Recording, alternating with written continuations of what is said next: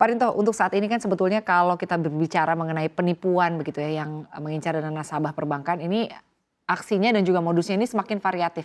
Yang terbaru kalau kita lihat ada kasus terkait jebakan click to view dan juga ada informasi palsu yang mengabarkan adanya serangan virus di mobile banking. Nah, berkaitan dengan fenomena yang mungkin saat ini sedang marak terjadi, bagaimana Anda melihat kalau dari sudut pandang hukum? Ya, memang viral sekali ya terkait dengan click view dan juga bahkan yang terakhir-terakhir ini terkait dengan virus yang melanda atau menyasar m-banking ataupun bentuk semacam itu.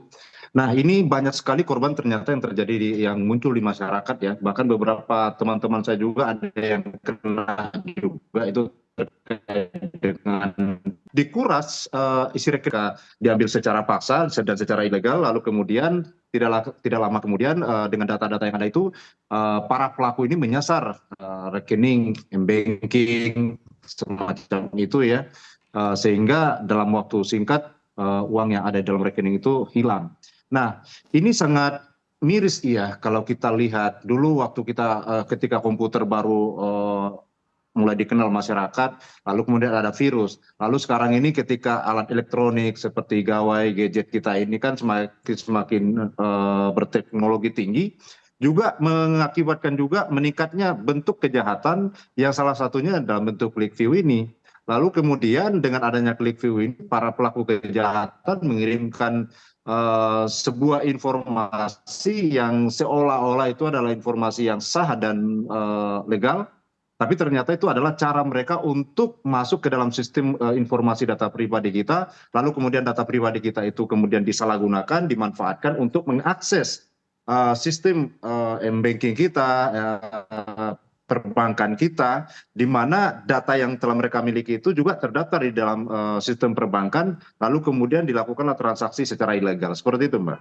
Baik, lalu kalau kita lihat ya Pak Rinto, ini kan untuk kasus-kasus seperti misalnya click to view begitu. Ini kan rata-rata modusnya memang memancing masyarakat begitu ya untuk bisa mengisi data yang kemudian artinya data tersebut disalahgunakan. Nah, pada kasus-kasus seperti ini, apabila artinya masyarakat terlanjur memberikan data dalam hal tersebut yang memicu bobolnya rekening, yang mungkin memang tersambung begitu ya mobile bankingnya di handphone tersebut, apakah nasabah begitu ini bisa meminta ganti rugi? Artinya kan nasabah ini tidak mengetahui ya bahwa link yang diklik ini bukan link resmi yang memang diberikan oleh pihak bank di mana ia menyimpan dananya.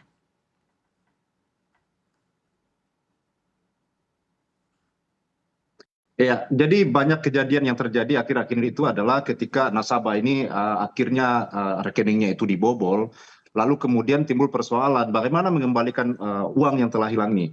Ini bukan perkara yang gampang, bukan perkara yang mudah untuk dilakukan karena memang menjadi persoalan adalah karena keingintahuan dan juga kelalaian daripada konsumen atau nasabah perbankan ini, sehingga dengan lalai misalnya mungkin juga ketidaktahuan terkait dengan sistem-sistem atau perkembangan bentuk tindak pidana atau kejahatan yang terbaru, maka mereka mengakses informasi itu. Lalu kemudian ketika mereka mengakses informasi yang sebagai kendaraan bagi para pelaku kejahatan untuk mendapatkan informasi dari nasabah, maka hilanglah uang seketika dalam sekejap.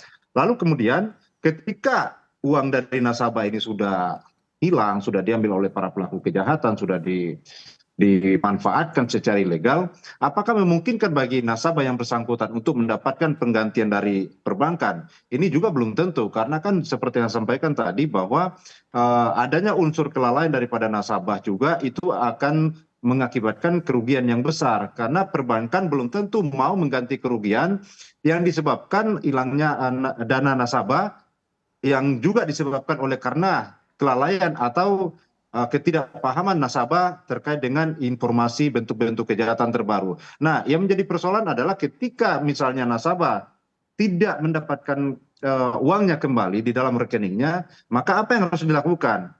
Tidak serta-merta juga kita bisa menuntut perbankan, karena perbankan tentu punya sistem informasi elektronik sendiri dan bagaimana SOP-SOP ketika terjadi persoalan itu di lapangan. Nah, yang dapat bisa dilakukan oleh nasabah adalah ya membuat laporan kepada pihak kepolisian atau yang paling seharusnya ini dijembatani oleh adanya Badan Perlindungan Konsumen Nasional. Nah, seharusnya di situ BPK ini bisa difungsikan lebih disinergikan lagi dengan instansi-instansi lain seperti BSSN, pihak kepolisian sehingga mereka instansi-instansi ini bisa bekerja sama satu sama lain dalam rangka mengantisipasi timbulnya kejahatan-kejahatan yang semakin canggih akhir-akhir ini yang menimbulkan kerugian kepada konsumen.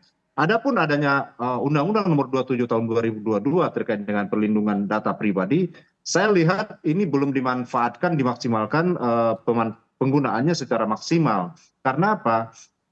Yang pertama, infrastruktur daripada undang-undang ini juga saya lihat belum diberlakukan atau belum diadakan atau bahkan belum dibentuk oleh pemerintah. Bahkan mungkin aturan pelaksana daripada undang-undang ini pun juga belum maksimal atau bahkan mungkin juga belum dibuat. Nah, ini yang mengakibatkan ketika terjadi kerugian akibat daripada kejahatan terbaru seperti sekarang ini terjadi seperti dalam bentuk click view ini, yang akan disasar adalah nasabah-nasabah yang mungkin pengetahuannya terkait dengan perkembangan teknologi itu sangat minim, maka itulah yang mereka sasar. Dan akhirnya kejahatan ini kalau tidak disosialisasikan segera, ketika muncul satu korban, maka ini akan menyasar korban-korban lain. Apalagi masyarakat Indonesia yang mungkin akses informasi itu sangat minim sekali seperti masyarakat di pedesaan. Lalu ketika mereka melihat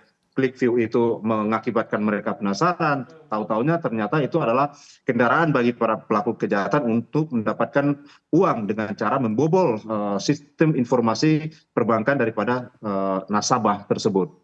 Baik, artinya memang penting juga ya Pak sosialisasi untuk masyarakat umum, mungkin masih banyak juga yang awam untuk tidak sembarangan ya mengklik ya, walaupun artinya tadi Bapak menyampaikan ini infrastruktur dalam perundang-undangannya mungkin perlu dibenahi lagi, perlu diperbaiki lagi.